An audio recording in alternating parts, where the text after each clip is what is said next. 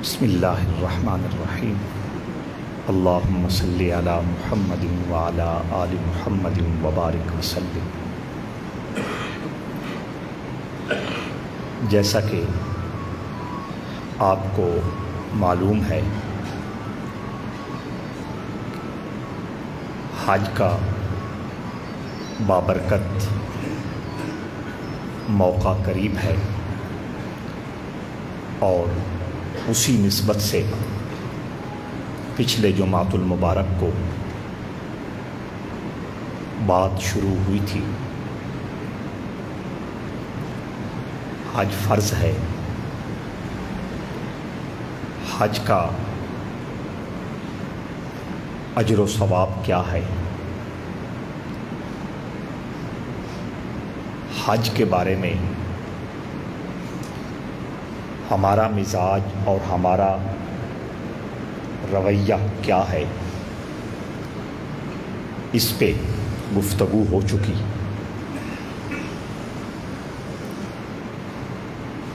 حج کے لیے رب کریم نے مخصوص مقام طے فرمایا ہے۔ نماز، روزہ، زکوٰۃ، عشر، فطرانہ، ایسی عبادات ہیں جو کسی بھی جگہ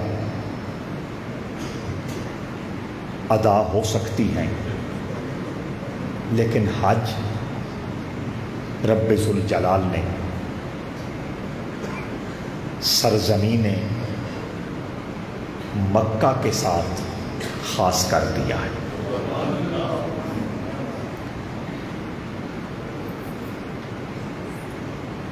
مکہ کا نام قرآنی زبان میں مکہ بھی ہے۔ ان اول بیت وضع للناس للذی ببکۃ مبارکا وہدی للعالمین۔ اللہ فرماتا ہے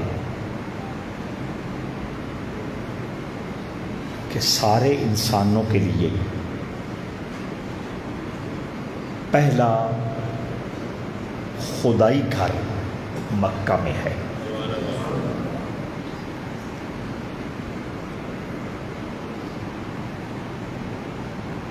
اللہ کی عادت ہے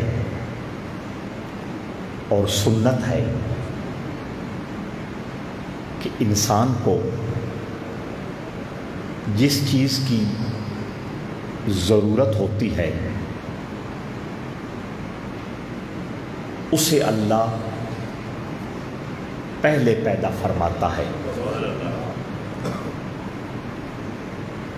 انسان کی ضرورت پانی ہے، وہ انسان سے پہلے پیدا ہوا۔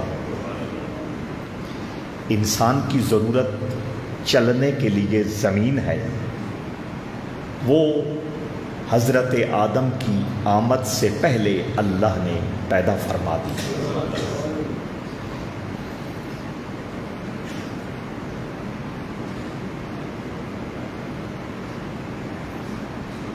اور سب سے پہلے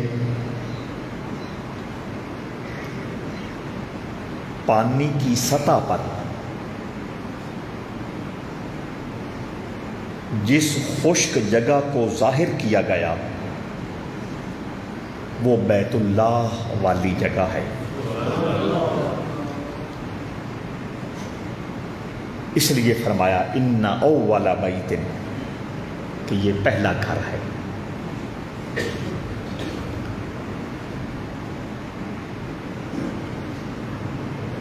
اللہ کو گھر کی ضرورت نہیں ہے، گھر میں وہ رہتا ہے جو محدود ہو اور اللہ ہر حد سے اونچا ہے۔ مکان میں وہ رہتا ہے جس کو موسم کی سختی سے بچنا ضروری ہو، اللہ اس کمزوری سے بھی پاک ہے۔ گھر کی اسے ضرورت ہوتی ہے جو کچھ وقت کے لیے تنہائی چاہتا ہو، پردہ چاہتا ہو، اور اللہ اس ضرورت سے بھی پاک ہے۔ گھر کو اسی ضرورت ہوتی ہے جس کو اپنے جسم کی حفاظت کی ضرورت ہو، کوئی دشمن نقصان نہ پہنچائے، کوئی جانور نقصان نہ پہنچائے۔ اللہ تو خود اپنا تعارف کراتے ہوئے فرماتا ہے فاللہ خیر حافظہ، سب سے بہترین حفاظت کرنے والا اللہ ہے۔ اللہ مکان سے بالا ہے، مکان کی ضرورت سے ماورا اور بلند ہے۔ پھر اس نے مکان کیوں بنایا؟ اپنا گھر کیوں بنایا؟ اس سوال کا جواب یہ ہے کہ اسے ضرورت نہ تھی، انسان کو ضرورت تھی کہ ایسا مکان ہونا چاہیے، ایسا مقام ہونا چاہیے جس مکان اور مقام میں نور الہی جلوہ فرما ہو۔ انسان کی روح میں یہ بات بٹھا دی گئی کہ تجھے پروردگار کی ضرورت ہے۔ پوچھا الست بربکم، کن سے پوچھا؟ روحوں سے پوچھا، کیا میں تمہارا پروردگار نہیں ہوں؟ قالو بلا، تمام روحوں نے ایک زبان سے کہا کیوں نہیں، تو ہی ہمارا پروردگار ہے۔ وہ روح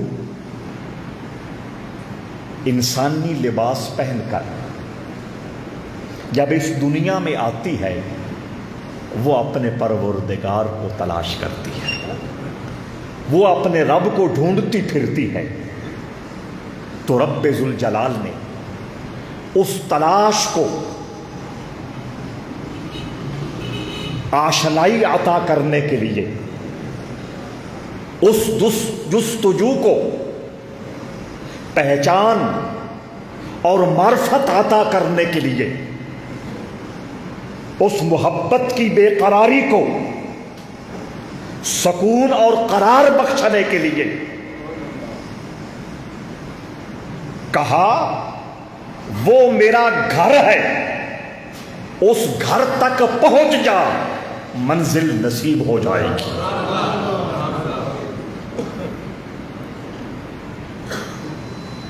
بیت اللہ اپنی عمارت کے اعتبار سے کوئی مثالی عمارت نہیں ہے۔ کبھی بیت اللہ کی دیواروں پر کپڑا نہ ہو، غلاف نہ ہو تو غور سے تکنا، غور سے دیکھنا، اس کی تو اینٹیں بھی ٹیڑھی لگی ہیں، اینٹوں کے اندر وقفہ جسے ہماری بولی میں درز کہتے ہیں، درزیں ہیں جن کو فل بھی نہیں کیا گیا، اور کچھ اینٹیں اتنی بے ترتیب اور بے ربط ہیں کہ باہر کو نکلی ہوئی ہیں۔ تو اگر اس کمرے کو اور اس اللہ کے گھر کو کوئی اس اعتبار سے دیکھنا چاہے، موتی لگے ہیں، ہیرے لگے ہیں، جواہرات لگے ہیں، چاندی سے بنا ہے، سونے سے بنا ہے،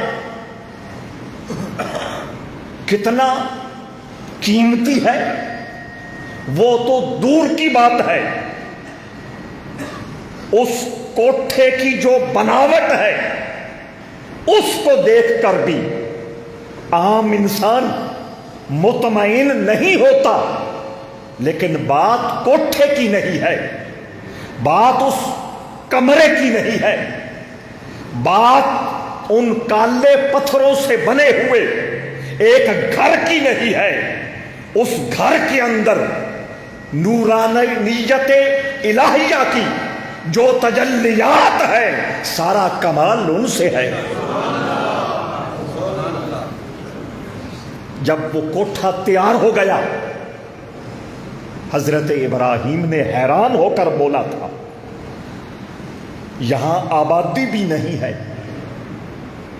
یہاں لوگوں کی آمد و رفت بھی نہیں ہے، یہاں کوئی ایسا پلیس بھی نہیں ہے، ایسی جگہ بھی نہیں ہے جس کو دیکھنے کے لیے یا جہاں تجارت کرنے کے لیے دنیا سے لوگ آ سکیں۔ مالک تیرے حکم پر تیرا گھر بنا دیا ہے، لیکن سوچ سے معاملہ باہر ہے۔ فرمایا پہاڑ کی چوٹی پہ کھڑے ہو کر صدا لگا دے، اذن فی الناس بالحج یاتوک رجال وعلی کل ضامر، پہاڑ کی چوٹی پہ کھڑے ہو کے اعلان کر دے۔ آگے ہماری ذمہ داری ہے کہ تیرے لبوں سے نکلی ہوئی آواز کو ہم باپوں کی پشت میں جمے ہوئے پانی کی شکل میں جو اولاد موجود ہے اس تک بھی آواز پہنچائیں گے۔ ماؤں کی کھوکھ میں جو بچہ پنپ رہا ہے اس کے کانوں تک بھی آواز پہنچائیں گے، اور جو ابھی روحوں کے جہان میں انسان موجود ہیں ان کے کانوں تلک بھی تیری آواز پہنچائیں گے۔ اگر آپ بخریت بیٹھے ہیں اور آپ کی توجہ 100% میری طرف ہے تو اس بات کو نظر انداز نہ کرنا۔ ابراہیم کے لبوں سے ایک آواز نکلتی ہے، روح بھی اسے سنتی ہے، اس آواز کو ماں کے کھوکھ میں جو بچہ ہے وہ بھی سنتا ہے، اور باپ کی پشت میں جو پانی کا قطرہ ہے وہ بھی سنتا ہے۔ تو اللہ دیتا محبت و خلوص کے ساتھ جب رسول اللہ کی بارگاہ میں درود و سلام پیش کرتے ہیں، حضور کیسے نہیں سنتے؟ اذن فی الناس بالحج، ابراہیم آپ کا کام ہے صدا لگانا، آپ کا کام ہے آواز دینا، باقی کائنات کے افراد تک آواز پہنچانا ہماری ذمہ داری۔ تو بات کالے پتھروں سے بنے ہوئے اس حجرے کی نہیں ہے۔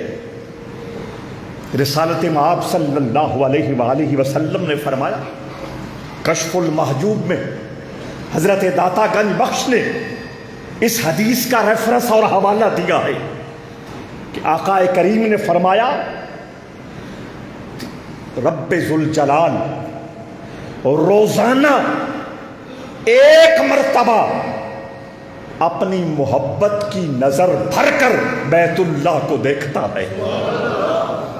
تو پوری دنیا کے مسلمانوں کے دلوں میں بیت اللہ کا پیار، بیت اللہ کا احترام اور بیت اللہ کی طرف کشش، وہ یہ نہیں سوچتا پیسے پورے ہیں یا نہیں، وہ یہ نہیں سوچتا کہ موسمی اثرات کی وجہ سے میری صحت اور طبیعت کہاں پہنچے گی، وہ یہ نہیں سوچتا میرا کاروبار 40 دن کے لیے رک جائے گا، وہ یہ نہیں سوچتا کہ میں کرسی چھوڑ کے جاؤں گا، مسائل پیدا ہوں گے۔ محبت جب روح، دل اور دماغ پر اپنا قبضہ مکمل کر لیتی ہے تو کائنات کی ہر قربانی دینے کے لیے انسان تیار ہو جاتا ہے۔ تو بات اس حجرے کی نہیں ہے، اس کے اندر جو نور الہی جلوہ فرما ہے اور جو روحانیت کی کشش ہے، یہ اس کا کمال ہے کہ انسانیت اس گھر کی طرف کھینچی چلی جاتی ہے۔ کون سا گھر ہے جو اللہ کا نہیں ہے؟ ڈیرا روشن پہ جتنے گھر ہیں وہ اللہ کی توفیق سے نہیں بنے۔ دنیا کا ہر مسلمان یہ پختہ عقیدہ رکھتا ہے کہ میری ہر نعمت کے پیچھے، میری ہر آسودگی کے پیچھے اور میری ہر عزت کے پیچھے اللہ کی رحمت موجود ہے۔ ہر گھر اللہ کا گھر ہے، لیکن ہر گھر کو اس نے اپنا گھر نہیں کہا۔ اس پر قرآنی مثالیں موجود ہیں۔ اونٹنیاں اللہ کی پیدا کردہ ہیں، اللہ کی مخلوق ہے، سب جانور اللہ کی ہیں۔ لہو ما فی السماوات وما فی الارض وللہ ملک السماوات والارض۔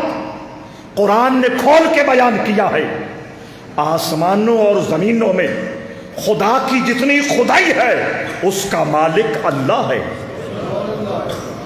اس کے باوجود اس نے ہر اونٹنی کو اپنی اونٹنی نہیں کہا۔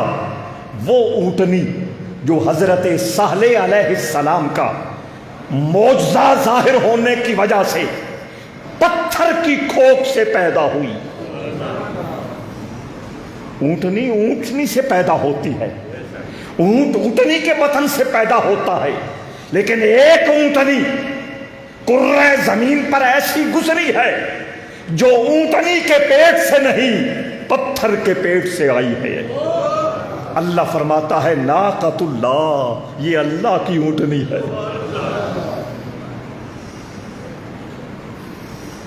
توجہ، ہر گھر اللہ کا ہے، لیکن ہر گھر کو اس نے اپنا گھر نہیں کہا، جس طرح ہر اونٹنی کو اللہ کی اونٹنی نہیں کہا۔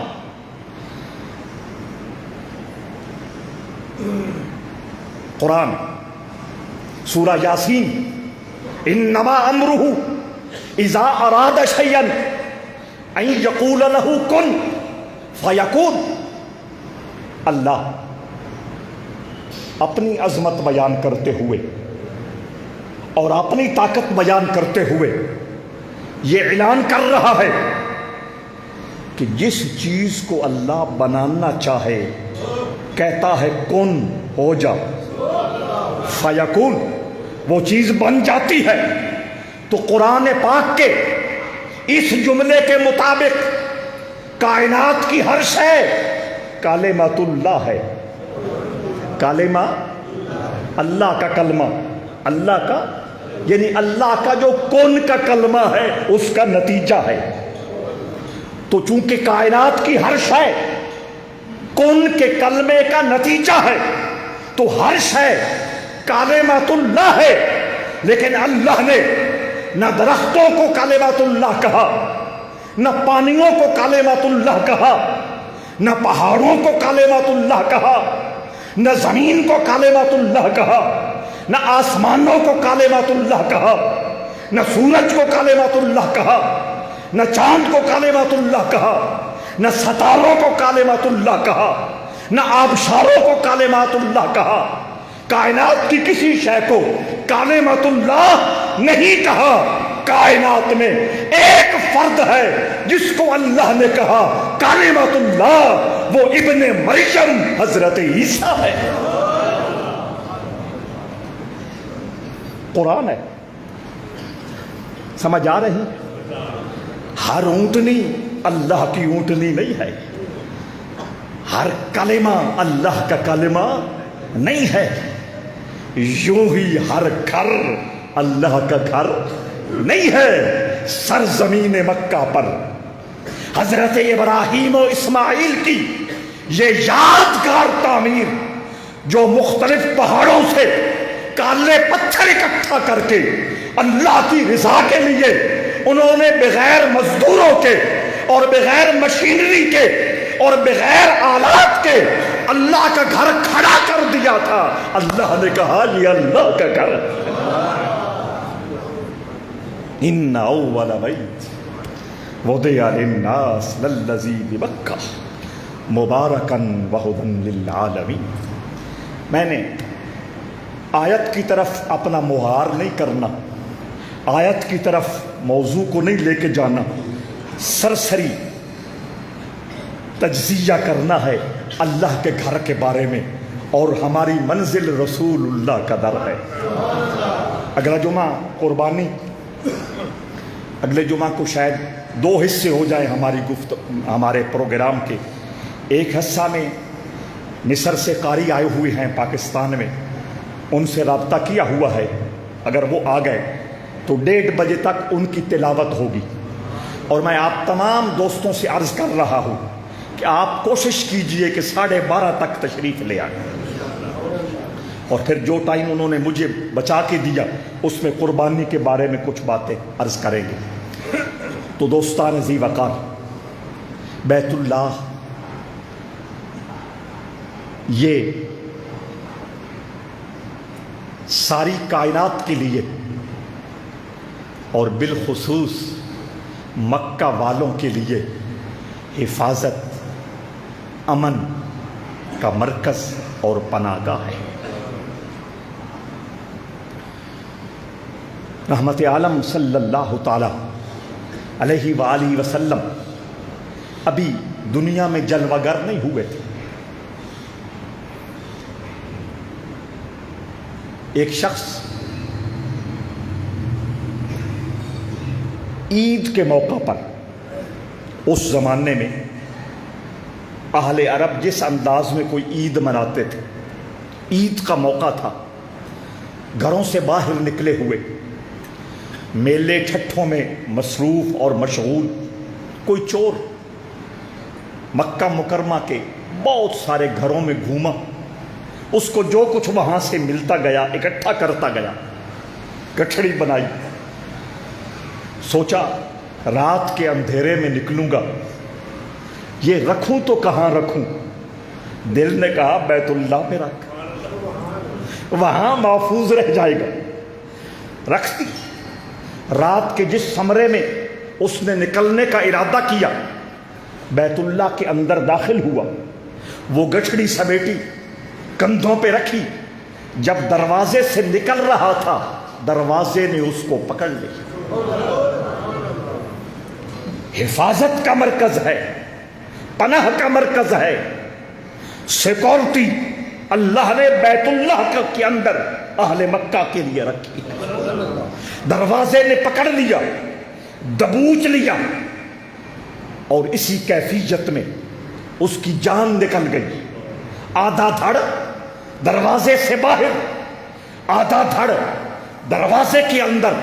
صبح لوگ آئے، ایک شخص کو اس حالت میں مرا ہوا دیکھا، بظاہر قتل کا سٹائل تھا، حیران ہوئے کہ یہ تو امن والی جگہ ہے، یہ تو مقام امن ہے۔ قرآن نے کہا من دخلہ کان آمنا، جو اللہ کے اس گھر میں داخل ہو جائے وہ امن والا ہو جاتا ہے،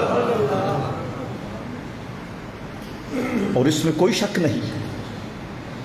یہ فرائض میں سے شامل ہے کہ بیت اللہ کی حدود میں جو داخل ہو جائے وہ قاتل ہو، وہ کسی اور حوالے سے قتل کا مستحق ہو، اس کو حدود حرم میں قتل کرنا ناجائز ہے، منع کیا گیا ہے۔ لیکن ایک شخص میرے رسول کی بے ادبی کرتا تھا، گستاخی کرتا تھا، حضور کے بارے میں مختلف شعر جس میں حضور کی گستاخی تھی وہ پڑھا کرتا تھا، ہجو کرتا تھا۔ ابن خطل اس کا نام تھا۔ جب مکہ فتح ہوا اسے پتا تھا کہ جو بیت اللہ میں آ جائے اس کو جان کی امان ملتی ہے، معافی مل جائے گی۔ وہ اندر داخل ہو گیا، بیت اللہ کے پردوں میں چھپ گیا۔ رحمت عالم نے فرمایا قانون یہی ہے کہ جو اس میں آ جائے وہ امن والا ہو جاتا ہے، لیکن جو گستاخ ہے، مصطفیٰ ہے، اس کے لیے امن کی گنجائش نہیں ہے۔ انہی پردوں کے ساتھ لٹکے ہوئے اس کی جان جسم سے نکال دو۔ لیکن اوورآل مجموعی طور پر یہی قانون ہے، یہی اصول ہے کہ من دخلہ کان آمنا، جو اس میں داخل ہو گیا وہ امن والا ہو گیا۔ تو لوگ حیران تھے کہ معاملہ کیا ہے، یہاں آ کر اس کو کسی نے قتل کر دیا۔ جب دروازہ کھول کے اندر داخل ہوئے تمام لوگوں کے سامان گٹھڑی میں رکھے تھے۔ اس وقت انہیں اندازہ ہوا کہ رب ذوالجلال نے اپنے گھر کی عظمت قائم رکھتے ہوئے ہماری حفاظت اور ہماری سیکورٹی کا انتظام فرمایا۔ رحمت عالم صلی اللہ تعالی علیہ وآلہ وسلم کا ایک فرمان ہے۔ پہلے میں فرمان عرض کرتا ہوں، پھر یہ عرض کروں گا کہ حضور علیہ الصلوۃ والسلام نے یہ جو بات فرمائی ہے پوری زندگی میں صرف بیت اللہ شریف کے بارے میں فرمائی ہے۔ گناہوں کی معافی، گناہوں کی معافی یہ ایک مستقل موضوع ہے۔ نماز پڑھیں گناہ معاف ہو جائیں گے، زکوٰۃ ادا کریں گناہ معاف ہو جائیں گے، اور راستے سے کوئی چیز ہٹا دیں پریشان کرنے والی، نیکیاں بھی ملیں گی، گناہ بھی معاف ہوں گے، وغیرہ وغیرہ۔ سینکڑوں اعمال ایسے ہیں، ہزاروں نیکیاں ایسی ہیں جن کے کرنے سے گناہ معاف ہوتے ہیں، لیکن ہر حدیث کے اندر جہاں یہ لکھا ہے کہ یہ نیکی کرنے سے گناہ معاف ہوں گے، اس کا مطلب یہ ہے چھوٹے گناہ معاف ہوں گے، صغیرہ گناہ۔ میرے آقا نے فرمایا بندہ مومن وضو کرتا ہے، جب کلی کرتا ہے منہ سے ریلیٹڈ سارے گناہ معاف ہو جاتے ہیں، ناک میں پانی ڈالتا ہے متعلقہ گناہ معاف ہو جاتے ہیں، ہاتھ بازو دھوتا ہے، چہرہ دھوتا ہے، پاؤں دھوتا ہے، گناہ معاف ہونا شروع ہو جاتے ہیں، جھڑنا شروع ہو جاتے ہیں۔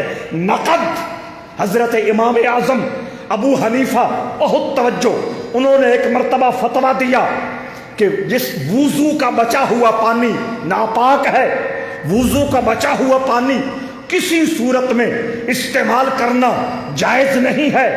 ایک عرصے تک یہ فتویٰ چلتا رہا، کچھ عرصے کے بعد آپ نے کہا میں رجوع کرتا ہوں، اپنے پچھلے فتوے سے پیچھے ہٹتا ہوں، اب میں کہہ رہا ہوں وضو کے بچا ہوا پانی، وضو کے اعضاء کے ساتھ لگا ہوا پانی خود پاک ہے، پاک کر نہیں سکتا۔ خود پاک ہے یعنی اگر پینا پڑے تو، پہلے یہ تھا کہ پینا بھی منع ہے۔ شاگردوں نے پوچھا حضور آپ نے پہلے یہ فتویٰ دیا تھا اب یہ فتویٰ دے رہے ہیں۔ امام اعظم نے کہا اس زمانے میں یہ دیکھتا تھا کہ جب کوئی مومن وضو کر رہا ہوتا تھا اس کے جسم کے متعلقہ گناہ جھڑتے تھے، میں ان کو آنکھوں سے تک رہا ہوتا تھا۔ آخر میں نے پریشان ہو کر اللہ کے دربار میں عرضی پیش کی، یا اللہ میں کس جاسوسی پہ لگ گیا؟ کوئی سمجھ آ رہی ہے کیا؟ اور بندہ جان بوجھ کر جاسوسی کرے، کتنا اللہ کے دربار میں وہ ناپسندیدہ ہوگا۔ فون سنے، دروازے کے ساتھ کان لگا کے کھڑا ہو، کسی کو بھیج کر مخبری کرنے کی کوشش کرے، پھر اس عیب کو پھیلانے میں اپنا پورا کردار ادا کرے۔ امام اعظم کہتے ہیں میں نے اللہ کے دربار میں التجا پیش کی، یا اللہ میں کس جاسوسی میں نکل گیا ہوں، مجھ سے یہ کمال واپس لے لے۔ خیر میں عرض کر رہا تھا کہ جتنے گناہ معافی کی بات ہے اس سے مراد چھوٹے گناہ ہیں، لیکن ایک عمل ایسا ہے جس کے بارے میں میرے اور آپ کے لجپال آقا نے فرمایا کہ یہ عمل جو بندہ مومن کرے گا اس کے صغیرہ بھی معاف ہوں گے، اس کے کبیرہ بھی سارے معاف ہو جائیں گے، اور وہ ہے حج۔ اور آپ نے کرم بالائے کرم کرتے ہوئے فرمایا وہ ایسے گناہوں سے پاک ہوگا جیسے ابھی ابھی ماں نے اس کو دنیا میں بھیجا ہے، صغیرہ بھی معاف ہو گئے، کبیرہ بھی معاف۔ کیوں نہ ہو دوستو، کیوں نہ ہو؟ یہ مہمان کس کا بنا ہے؟ گیا کہاں ہے؟ اللہ کے گھر گیا ہے، اللہ کا مہمان بن کے آیا ہے۔ لنگر شریف سے 4-5 لوگ لکڑیاں کاٹنے کے لیے ڈیرہ جات پہ چلے جائیں، ان کا استقبال کیا جاتا ہے، ان کا احترام کیا جاتا ہے، ان کو بہترین برتنوں میں اچھا گوشت پکا کر ساتھ میٹھا تیار کر کے کھانے کے لیے پیش کیا جاتا ہے۔ کیوں؟ ان کی نسبت دربار سے ہے، یہ دربار کے مہمان ہیں، ہم اپنی پوری توانائی لگانے کے لیے تیار ہو جاتے ہیں۔ تو جو براہ راست اللہ کے گھر میں اللہ کا مہمان بن کے کھڑا ہو، اللہ نے حلوے مانڈے نہیں پیش کرنے، اللہ نے اپنی شان کے مطابق اس کو گناہوں سے دھو دینا۔ اس لیے آقا نے فرمایا کہ جو حج کا فریضہ ادا کرتا ہے اس کے صغیرہ بھی معاف ہو جاتے ہیں، اس کے کبیرہ بھی معاف ہو جاتے ہیں۔ وقت مختصر ہو رہا ہے۔ حضور علیہ الصلوۃ والسلام نے ارشاد فرمایا روز قیامت بیت اللہ کو سجایا جائے گا۔ اب سجانے کے مختلف روپ ہیں، مختلف طریقے اور انداز ہیں۔ میں نے کہا بیت اللہ کو سجایا جائے گا، موجودہ زمانے میں سننے والے سوچیں گے اس پہ لائٹنگ ہوگی، اس کا رنگ روغن خوبصورت ہوگا، اس پہ رنگ برنگے جھنڈے لہرا رہے ہوں گے، اس پر جنتی خوشبوؤں سے خوشبودار اسے کیا جا رہا ہوگا۔ ہر بندہ اپنی سوچ کے مطابق اس سجاوٹ کے بارے میں سوچتا ہے۔ رحمت عالم فرماتے ہیں جس طرح دلہن کو سجایا جاتا ہے،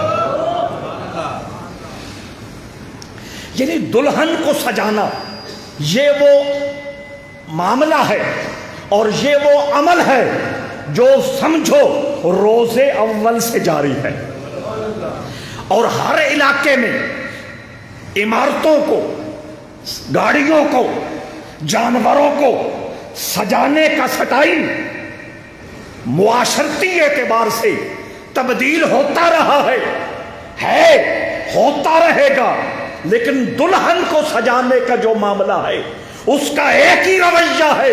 اس لیے رحمت عالم نے فرمایا بیت اللہ کو یوں سجایا جائے گا جیسے دلہن کو سجایا جاتا ہے۔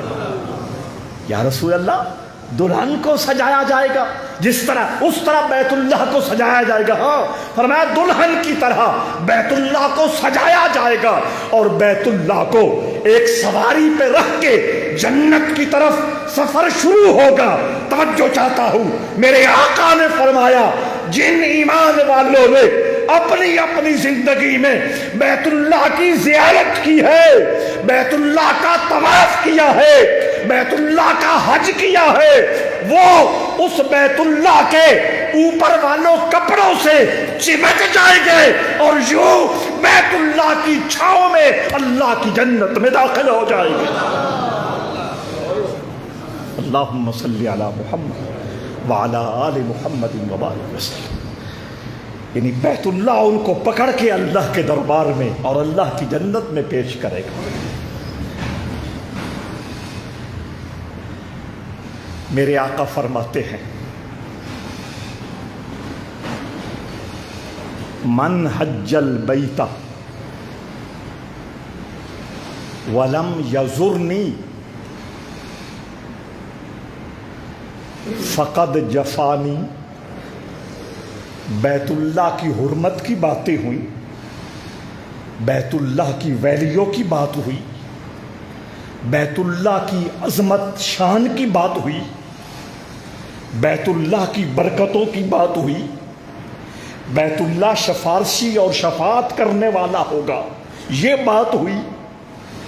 اب اس لجپال نبی، اس بندہ نواز نبی اور اپنی امت کے خیر خواہ نبی کی بات سنیے۔ آقا فرماتے ہیں جس نے بیت اللہ کا حج کیا اور میری زیارت نہ کی، میری بارگاہ میں نہ آیا، اس نے مجھ سے زیادتی کی۔ ذرا اس جملے میں حضور کی محبت چھپی ہوئی تو دیکھو۔ ہر بندہ تو یہ بات نہیں کر سکتا۔ جس کے سینے میں دوسرے کی محبت کا لاوا ابل رہا ہو وہی اس لہجے میں بات کرتا ہے۔ تجھے کیا ہو گیا؟ کلمہ میرا پڑھتا ہے، نماز میری بتائی ہوئی ادا کرتا ہے، روزہ میرا سمجھایا ہوا رکھتا ہے، زکوٰۃ و عشر میرے طریقے کے مطابق ادا کرتا ہے، میرے راستے پر چلنے کی برکت سے اللہ کے محبوبوں میں شامل ہو رہا ہے، پھر بھی مجھے ملنے نہیں آتا۔ من حج البیت ولم یزرنی فقد جفانی۔ جس نے اللہ کے گھر کا حج کیا اور پھر میری زیارت نہ کی۔ اور سنو، اگر میرا اللہ چاہتا حضور کا آخری گھر میں بھی مکہ ہو سکتا تھا یا نہیں؟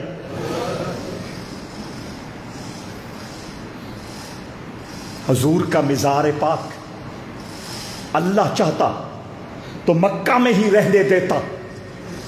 اس نے اپنی قدرت سے اپنے نظام اور پروگرام کے مطابق ہجرت کا سلسلہ بنایا، مکہ چھوڑا، مدینہ پہنچے، 13 سال وہاں قیام رہا، پھر اپنی زندگی میں ہی یہ بتانا شروع کر دیا کہ یہاں میری مسجد ہے، میری قبر بھی یہی ہوگی۔ لوگوں کا نبی کل کے بارے میں نہیں جانتا ہوگا، وہ نبی ان کو مبارک جو کل کے بارے میں نہیں جانتا۔ میرا نبی اللہ کی دی ہوئی فراست اور اللہ کی دی ہوئی طاقت سے کل کے بارے میں مکمل جانتا ہے۔ توجہ، حضور نے بتا دیا تھا حضرت معاذ بن جبل کو جب یمن بھیج رہے تھے، بطور گورنر رخصت کر رہے تھے، فرمایا تھا یہ آخری ملاقات ہے، آج کے بعد تمہاری ملاقات یہاں ہوگی، جہاں مسجد ہے وہاں میری قبر ہوگی۔ تو میں یہ کہہ رہا تھا اللہ اس بات پر قادر تھا کہ حضور کو مکہ مکرمہ میں رہنے دیتا، حضور کا مزار مکہ میں ہوتا، لیکن سنیے اللہ نے مکہ کی بجائے 600 کلومیٹر دور مدینہ منورہ میں حضور کا مزار پسند فرمایا۔ بہت توجہ چاہوں گا، اس میں ایک راز یہ ہے کہ اگر مکہ میں حضور کی مبارک قبر ہوتی تو پھر مکہ میں بیت اللہ کی زیارت کرنے والا، بیت اللہ کا طواف کرنے والا، بیت اللہ حج کے لیے جانے والا وہی حضور کی زیارت کر کے بات ختم کر لیتا۔ اللہ نے 600 کلومیٹر دور حضور کا مزار اس لیے پسند کیا ہے کہ طفیلی نہیں، براہ راست رسول اللہ کے دربار پہ جائے۔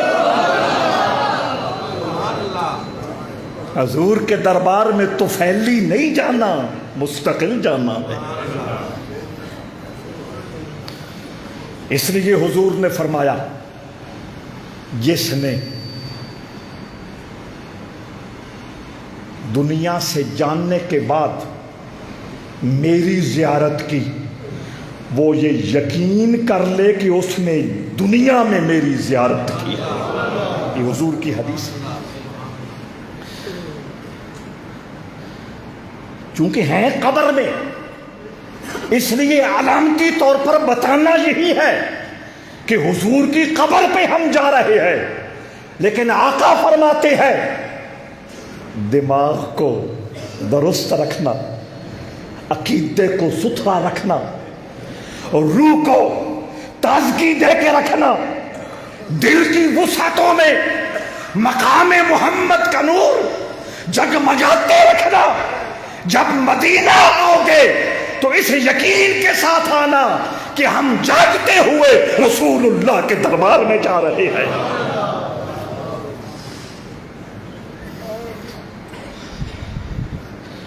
وہاں جس وقت حاضر ہوں، محسوس کیا ہو، دل پہ گزرے کیا، کیفیت کیا ہو۔ ایک بہت بڑے بزرگ 8ویں صدی ہجری کے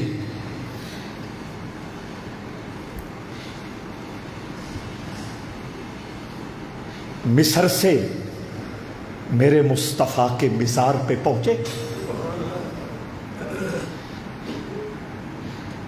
بہت ساری عربی کتابوں کے ساتھ ساتھ ایک ہی ہو رہا بلّہ صاحب انہوں نے باہروں روک دیو، باہروں روک دیو، نہ کرو بھائی، نہ کرو، نہ کرو، چھوڑ دیو جمعے تک۔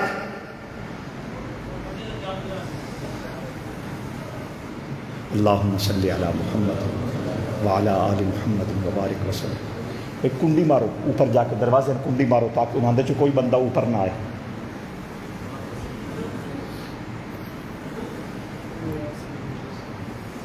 بالکل کام روک دیں جمعے تک، اور ظفر خود آ کے اس کو دیکھے۔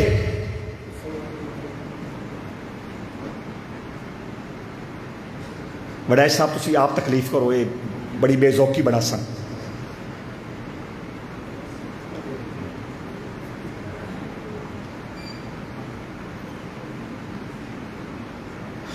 گزارا ہے ہونا ادھر، تسی چھوڑ دیو، پھر ان ہور ڈر آؤں نہ کرو۔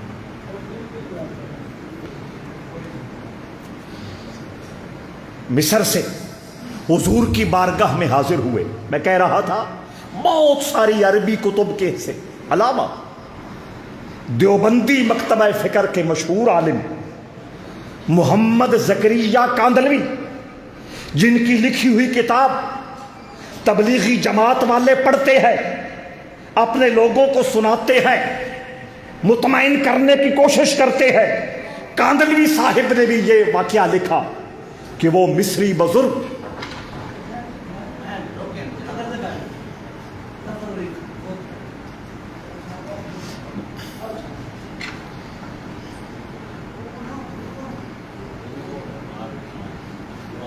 ظفر تیرے کو یہ توقع نہیں بالکل،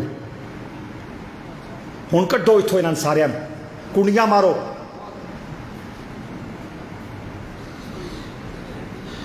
وہ امام یافعی رحمہ اللہ حضور کی بارگاہ میں حاضر ہو کر کہتے ہیں فی حالت البعد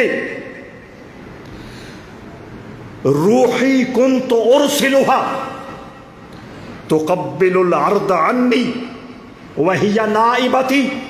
یہ پہلا شعر سنایا حضور کو، اور دوسرا عرض کیا وہذہ دورۃ الاشباح قد حضرت فابدد یمینک کی تحظی بہا شفتئی۔ توجہ چاہتا ہوں، مصری بزرگ رسول اللہ کی بارگاہ میں حاضر ہو کر عرض کر رہے ہیں، حضور کے چہرے کے سامنے کھڑے ہیں، مواجہ شریف میں کھڑے ہیں، پشت قبلے کی طرف ہے، چہرہ رسول کی طرف ہے۔ وہاں کوئی متوع نہیں تھا جو سمجھا رہا ہو کہ چہرہ ادھر کر، چہرہ ادھر کر، چہرہ حضور کی طرف ہے، پشت قبلہ کی طرف ہے۔ اور وہ مصری بزرگ کہتے ہیں یا رسول اللہ، جب میں مصر میں ہوتا ہوں میری روح مدینہ آتی ہے، اور مدینہ کی مٹی کو، مدینہ کی زمین کو، مدینہ کی سرزمین کو چومتی پھرتی ہے، اور میری روح اپنے کانوں سے آپ کے سلام کا جواب سنتی ہے۔ مصر ہوتا ہوں، روح ہوتی ہے، آپ کا سلام کا جواب سنتی ہے۔ سونا اب تو میں خود آ گیا ہوں یا رسول اللہ، اب تو میں بذات خود اپنا جسہ لے کر، اپنا جسم لے کر آپ کی خدمت میں، آپ کے جلوہ کمال کے سامنے حاضر کھڑا ہوں۔ کرم کر دیجئے، مہربانی کر دیجئے،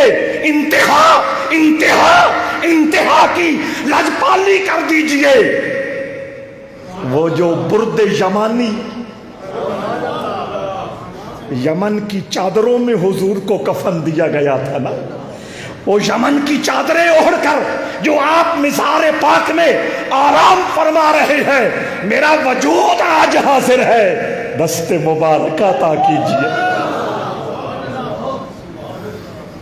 کاندلوی صاحب نے لکھا 90,000 کا مجمع تھا، اس 90,000 کے مجمع نے ان کی فریاد پر رسول اللہ کا ہاتھ چمکتا ہوا اپنی آنکھوں سے دیکھ لی۔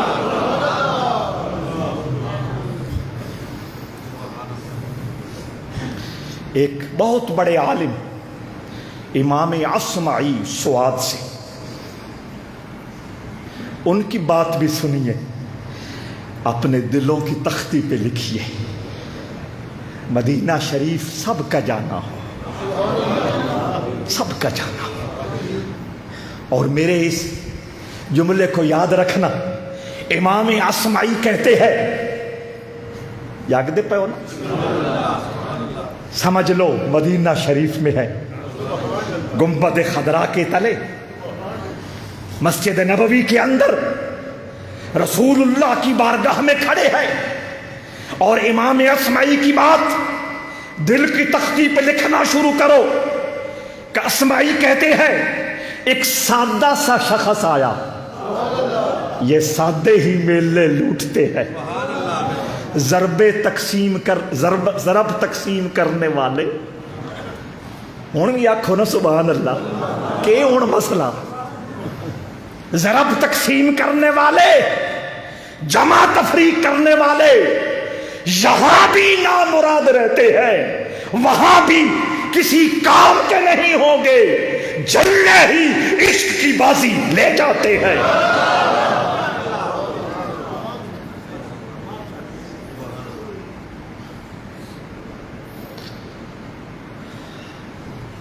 اور عشق کی انتہائی مثال ابو بکر نے بتائی ہے۔ تم کیا چاہتے ہو یا رسول اللہ؟ 3 آرزویں ہیں، سارا مال آپ کے قدموں پہ نثار ہو جائے، بیٹی آپ کے حرم میں آباد رہے، نظریں مصطفیٰ کے چہرے کو تکتی رہے۔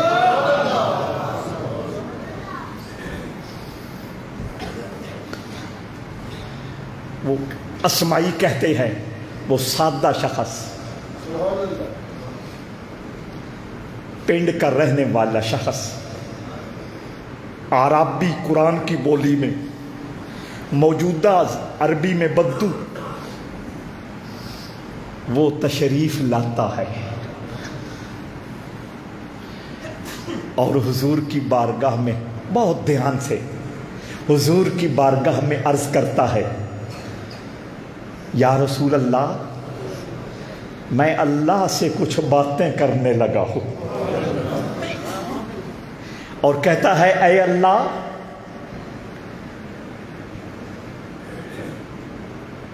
یہ صاحب قبر تیرا حبیب، شیطان تیرا دشمن، میں تیرا بندہ۔ ذرا ونڈ سن دے پے ہو، صاحب قبر تیرا، شیطان تیرا، میں تیرا بندہ۔ اے مالک کائنات، اگر تو میرے گناہ معاف فرما دے، مجھ سے راضی ہو جائے، تیرا حبیب خوش ہوگا، تیرا دشمن شیطان دکھی ہوگا، میرا کام بن جائے گا۔ اور اے مالک کائنات، اگر تو گناہ معاف نہیں کرے گا، مجھ سے راضی نہیں ہوگا، شیطان تیرا دشمن خوش ہوگا، میں ہلاک ہو جاؤں گا، تیرا حبیب دکھی ہوگا۔ امام اصمعی کہتے ہیں، اس کی یہ باتیں سن کر مجھ سے برداشت نہ ہوا، آنکھوں سے جڑی لگ گئی، اور مجھے یہ محسوس ہوتا تھا کہ رسول اللہ مجھے یہ فرما رہے ہیں، اس بدو کو خوشخبری دے دو کہ اللہ تجھ سے راضی ہو گیا۔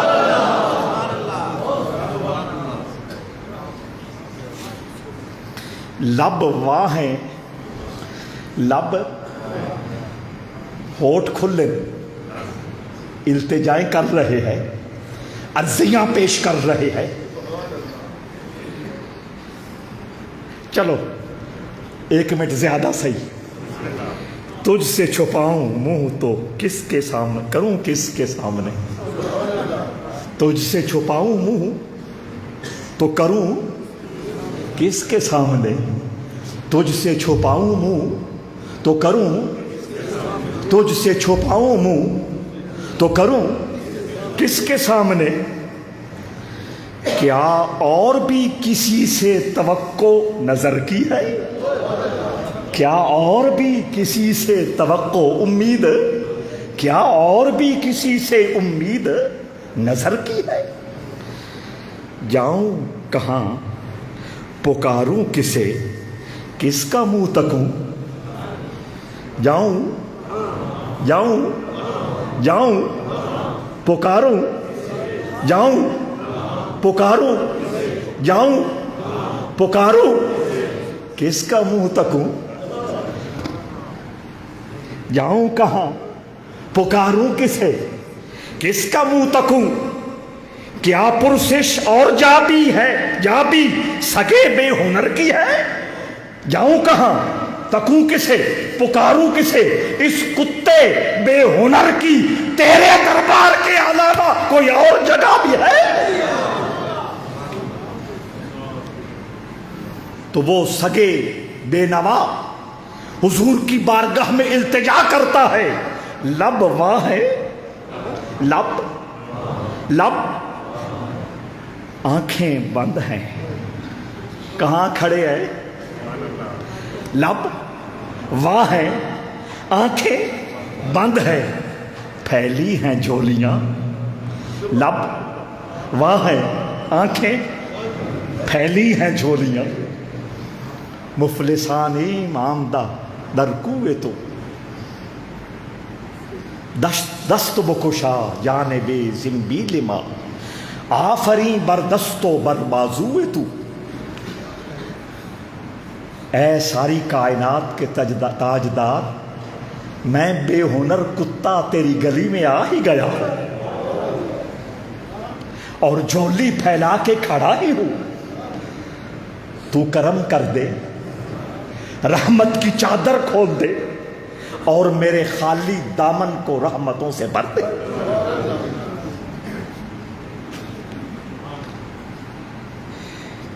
لب وہاں ہیں، آنکھیں لب آنکھیں پھیلی ہیں جھولیاں، لب وہاں ہیں، آنکھیں پھیلی ہیں جھولیاں، کتنے مزے کی بھیک تیرے پاک در کی ہے، کتنے مزے کی بھیک تیرے پاک در کی ہے، کتنے مزے کی بھیک تیرے پاک در کی ہے۔ زندگی دے رہے ہیں آنکھوں سے، زندگی دے رہے ہیں آنکھوں سے، مجھے تو 10 روپے بھی کوئی دینے کے لیے خوشی سے تیار نہیں ہے، اور تیرا دربار وہ ہے کہ زندگی دے رہا ہے، اور کوئی 10 روپے دینے کے لیے تیار ہو جائے وہ 10 کیمرے والوں کو بلاتا ہے اور دنیا والوں کو جتلاتا ہے کہ میں نے فلاں کو 10 روپے دیے ہیں، اور تیرا زندگی دے رہے ہیں آنکھوں سے۔ نالا لین بھی پتہ نہ لگے کہ کیڈا ادھر دامن بھریندا پیا، زندگی دے رہے ہیں آنکھوں سے، زندگی دے رہے ہیں آنکھوں سے۔ کیا سلیقہ ہے بھیک دینے کا، کیا سلیقہ ہے بھیک دینے کا۔ رب ذوالجلال ان بکھاریوں میں ہمیں بھی شامل کر لے، ان سوالیوں میں ہمارا نام بھی لکھ لے، اور ان دامن پھیلانے والوں کی صف میں ہمیں کھڑا کر کے اپنی نگاہیں گنبد خضرا پہ ٹکانے کی سعادت عطا فرما۔ ایصال ثواب۔